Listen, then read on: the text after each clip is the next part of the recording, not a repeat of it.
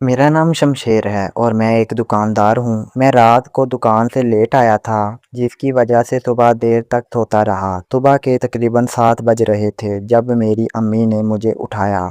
शमशेर बेटा, उठो और अपनी चाची के घर चले जाओ। उन्होंने हम सब के लिए नाश्ता तैयार कर रखा है, वो ले आओ। मैंने जल्दी से मुंह हाथ धोया और चाची के घर की तरफ रवाना हो गया। वहाँ पहुँचा तो मेरी कज़न फारिया किचन में मसरूफ़ थी। मुझे देखते ही इसके चेहरे पर मुस्कुराहट आ गई। कहने लगी, शमशेर भाई, आप तो जैसे ईद का चांद हो गए हैं। शुक्र है आज आपने जहाँ का चक्कर लगा लिया। मैंने आह भर कर जवाब दिया, तुम्हें तो पता है फारिया कि हालात कितने मुश्किल हैं। दुकान की जिम्मेदारियाँ और घर की परेशानियाँ पीछा ही नहीं छोड़ती। वक़्त ही नहीं मिल पाता। फारिया ने धीमी आवाज़ में कहा, कभी थोड़ा वक़्त हमें भी दे दिया करें। इसके लहजे में एक अजीब सी बेचैनी थी, जैसे वो मुझसे कुछ कहना चाहती हो मगर अल्फाज इसका साथ ना दे रहे हो। फारिया ने मुझे एक आंख का इशारा किया जो मैं इस वक्त ना समझ सका। इतने में चाची भी कमरे से बाहर आ गईं। उन्होंने प्यार से पूछा, सुनाओ शमशेर बेटा, रात कैसी गुजरी। मैंने बोझल दिल से जवाब दिया, चाची आप तो सब जानती ही हैं, ऐसी रातें बस कट ही जाती हैं। चाची ने संजीदगी से मेरा हाथ थामा और बोली, बेटा अपनी माँ को समझाओ कि वो अपने घर वापस चली जाएं। इस उम्र में दर-बदर होना अच्छा नहीं लगता। मैंने दो टोक लहजे में जवाब दिया, नहीं चाची, चाहे मुझे कितनी ही मेहनत क्यों ना करनी पड़े, हम इस घर में वापस नहीं जाएंगे। अब्बू ने मेरी माँ के साथ बहुत ज़्यादा जुल्म किया है। मैं बस अपने बड़े भाई राशिद का इंतज़ार कर रहा हूँ। जैसे ही वो आएगा, हम जहाँ से दूर किसी दूसरे शहर चले जाएंगे। सच तो ये था कि मैं अपने अब्बू से बहुत दूर निकल जाना चाहता था, ताकि अपनी बहनों और माँ को एक पुरसकून और महफूज माहौल दे सकूं, जहां वो इज्जत और मोहब्बत से रह सकें। चाची ने खामोशी से नाश्ता पैक करके मेरे हवाले किया। मैं जब घर पहुंचा तो मेरी बहनें बेदार हो चुकी थीं। मैंने नाश्ता अपनी बड़ी बहन को दिया, जिसने मोहब्बत से सब के लिए प्लेटें लगाईं और हम सब एक नई उम्मीद के साथ दस्तरखान पर बैठ गए। मेरी अम्मी ने मुझे करीब बुलाकर संजीदगी से पूछा, शमशेर मेरी बात गौर से सुनो, आखिर तुमने क्या सोचा है। हम सारी ज़िंदगी तो दूसरों के सहारे इस घर में नहीं रह सकते, आगे का क्या मंसूबा है।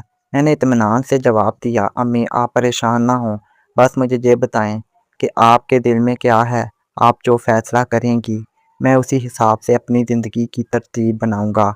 सच तो ये था कि अगर मेरी अम्मी मेरे साथ एक मजबूत और आज़ादाना ताल्लुक़ रखना चाहती थीं, तो मैं उन्हें हर हाल में सबसे अलग एक पुरसकून ज़िंदगी देने वाला था, वरना मेरा रुख दोबारा अपने पुराने घर की तरफ होता।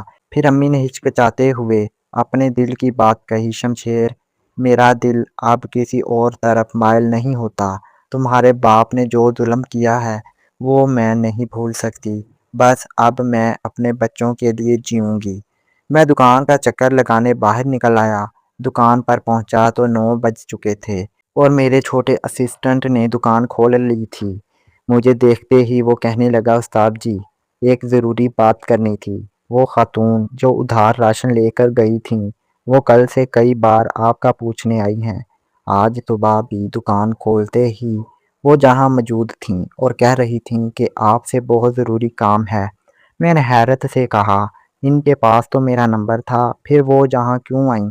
इसने बताया कि शायद उससे नंबर डिलीट हो गया था, इसलिए उसने दोबारा मेरा नंबर उन्हें दे दिया है और वो आज कॉल करेंगी। मैं थोड़ा परेशान हो गया कि पता नहीं अब क्या नया मसला खड़ा हो गया है।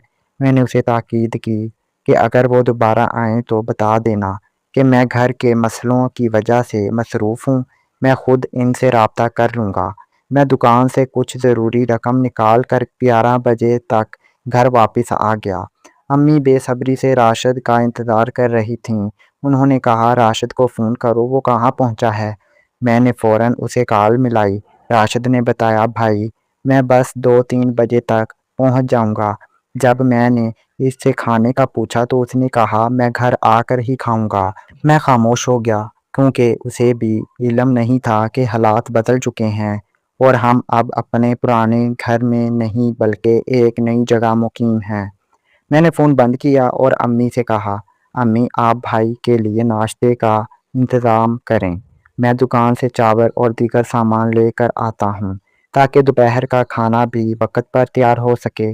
میں فوراً دکان پر پہنچا، چاول نکالے اور اپنے چھوٹے اسسٹنٹ کو کچھ آلو اور مسالے لانے کے لیے قریبی مارکیٹ بھیج دیا۔ ابھی میں سامان سمیٹ ہی رہا تھا کہ اسی خاتون کی کال آ گئی جو کل سے مجھے تلاش کر رہی تھی۔ جیسے ہی میں نے فون اٹھایا دوسری طرف سے ان کے رونے کی آواز آئی۔ وہ سسکیاں لیتے ہوئے بولی، شمشیر تم کہاں ہو؟ میں کب سے تمہیں ڈھونڈ رہی ہوں۔ میں نے گھبرا کر پوچھا، خیریت تو ہے؟ کیا ہوا؟ انہوں نے روتے ہوئے جواب دیا، میرے ساتھ بہت بڑی زیادتی ہوئی ہے، تم بس فوراً میرے گھر پہنچو۔ میں نے انہیں سمجھانے کی کوشش کی، دیکھو میں نے بتایا تھا نا کہ میں خود بہت سی پریشانیوں میں گھرا ہوا ہوں، جو بھی بات ہے مجھے فون پر ہی بتا دو۔ مگر وہ فون پر کچھ بھی بتانے کو تیار نہ تھی۔ انہوں نے بس اتنا کہا، تمہارا آنا بہت ضروری ہے، بس جلدی آ جاؤ۔ میں نے مجبوراً کہا، اچھا ٹھیک ہے، اب بھی دکان پر کوئی نہیں ہے، جیسے ہی میرا لڑکا واپس آتا ہے میں تمہاری طرف نکلتا ہوں۔ تھوڑی ہی دیر میں چھوٹا اسسٹنٹ سامان لے کر واپس آ گیا۔ میں نے اسے اپنے نئے گھر کا پتہ سمجھایا اور تاکید کی، جاؤ یہ چاول اور آلو میرے گھر دے کر آؤ اور جلدی واپس آ کر دکان سنبھالو، مجھے ایک ضروری کام سے کہیں جانا ہے۔ وہ سامان دے کر جیسے ہی واپس آیا میں دکان اس کے حوالے کر کے اس خاتون کے گھر کی طرف روانہ ہو گیا تاکہ معلوم کر سکوں کہ آخر ایسا کیا ہوا ہے جس نے انہیں اس قدر پریشان کر دیا ہے۔ جب میں اس کے گھر گیا تو اس عورت نے مجھے کمرے میں بیٹھنے کا کہا۔ میں نے کہا، کال پر تو آپ رو رہی تھیں اور اب آپ اتنی خوش ہیں۔ وہ عورت جس کا نام بشرا تھا کہنے لگی، میرا دل کر رہا تھا تم سے ملنے کا، اس لیے میں نے جھوٹ بول کر بلا لیا۔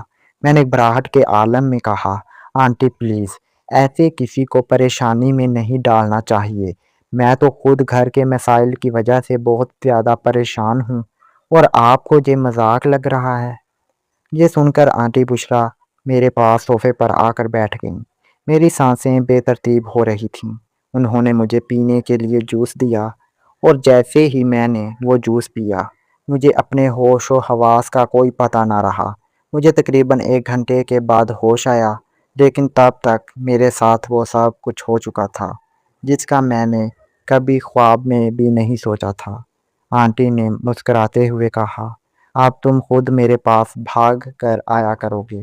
میں جب وہاں سے نکلنے لگا تو آنٹی نے میرا بازو پکڑ کر کہا، یہ دیکھو تمہارے لیے کچھ ہے۔ انہوں نے موبائل فون آن کیا جس پر وہ ساری ویڈیو موجود تھی جو انہوں نے میری بے ہوشی کی حالت میں بنائی تھی۔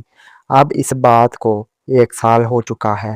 وقت کے ساتھ اب مجھ میں اور آنٹی میں کافی انڈرسٹینڈنگ ہو چکی ہے اور میں آج بھی ان کے گھر چلا جاتا ہوں۔ اس ایک واقعے نے مجھے ایسے کئی کام کرنے پر مجبور کر دیا جن کا خمیازہ میں آج تک بھگت رہا ہوں۔ اگر کوئی عورت آپ کو اکیلے میں اپنے گھر بلائے تو جانے سے پہلے 100 بار سوچیں کہ کیا آپ کا وہاں جانا ٹھیک ہے۔ کہیں ایسا نہ ہو کہ میری طرح آپ کے پاس بھی پچھتاوے کے سوا کچھ نہ بچے۔ امید کرتا ہوں آپ کو آج کی یہ کہانی پسند آئی ہوگی۔ ویڈیو کو لائک اور شیئر لازمی کریں۔ شکریہ۔